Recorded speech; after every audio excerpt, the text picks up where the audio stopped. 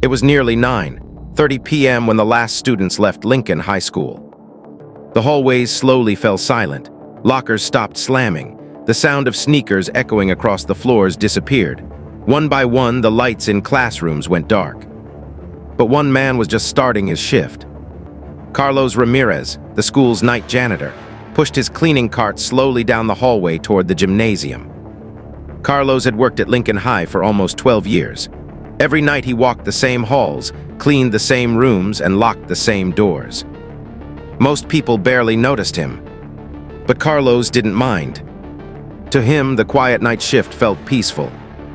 He pushed open the heavy gym doors and flicked on the overhead lights. The massive gymnasium lit up instantly, revealing the polished wooden basketball court that stretched across the room. Rows of empty bleachers stood silently along the walls. The faint smell of rubber sneakers and floor polish filled the air. Carlos grabbed his mop and bucket. "All right," he muttered to himself, "let's get this done." He started near the edge of the court, slowly pushing the mop across the shiny wooden floor.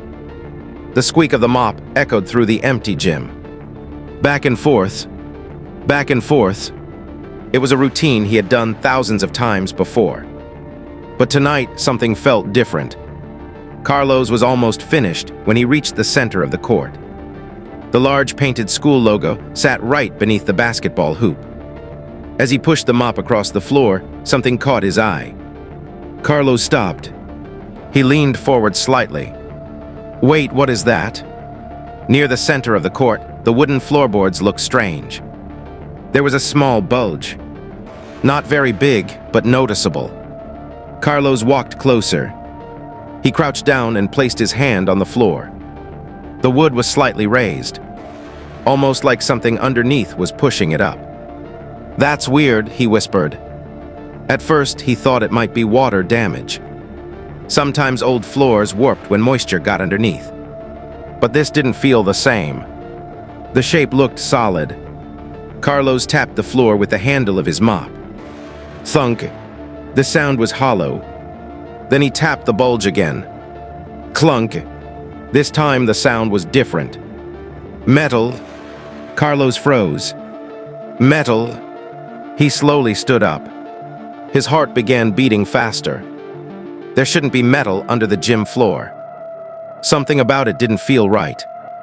Carlos stared at the spot for a long moment. Then he shook his head. Probably nothing. But deep down, his gut told him something else. Still, it was late. Carlos decided to report it in the morning. He finished cleaning and locked the gym doors. But as he walked away, he kept glancing back at the strange spot in the center of the floor. The next morning, Carlos arrived early. He walked straight to the maintenance office. Two maintenance workers, Mike and Daniel, were drinking coffee when he walked in. "Morning, Carlos," Mike said. "You look serious, what's up?" Carlos scratched his head. "I found something weird in the gym floor last night." Daniel laughed. "What a loose board." Carlos shook his head. "No, something under the floor." The workers exchanged looks. 10 minutes later, the three men stood in the center of the gym. Carlos pointed to the bulge. "There." Mike bent down and examined the floor. "Huh." Daniel knocked on the wood. "Knock." Then he knocked the raised part. Clunk. Both men froze. "Yeah, that's not wood," Mike said quietly. Daniel grabbed a crowbar from the toolbox. "Let's take a look." Carlos stepped back nervously. The crowbar slid between the wooden boards. With a loud crack, the first floor panel lifted. Dust rose into the air. The men leaned forward carefully. Underneath the floor was darkness. Daniel shined a flashlight inside. "What the?" Carlos moved closer. Beneath the floor sat something large, wrapped tightly in thick plastic, and sealed with layers of tape. It looked like a container, but it was huge, at least 3 feet long. Nobody spoke. The gym suddenly felt colder. Mike swallowed hard. "What do you think that is?" Carlos shook his head slowly. "I don't know, but it doesn't belong here." Daniel carefully pulled back more floorboards. The object became clearer. It was some kind of metal container. Old, dirty, and completely hidden under the gym floor. Carlos felt a chill run down his spine. "This isn't good," he whispered. Mike stepped back immediately. "Nope, I'm not touching that." Daniel nodded. "Yes, me neither." Carlos looked confused. "You think it's dangerous?" Mike rubbed the back of his neck. "Look, when you find something hidden like that in a school floor." He paused. "You call the police." Daniel pulled out his phone. Within seconds, he dialed 911. "Hello, yes, we're at Lincoln High School. We found something strange hidden under the gym floor." Carlos stood quietly beside them. His stomach felt tight. What could possibly be hidden under a school gym? 10 minutes later, police cars pulled into the school parking lot. Red and blue lights flashed through the gym windows. 2 officers entered the gym carefully. "What do we have here?" one officer asked. Mike pointed toward the opened floor. The officers walked over slowly. One of them crouched down and examined the container. "Did anyone touch it?" "No," Mike replied. "Good." The officer called for backup.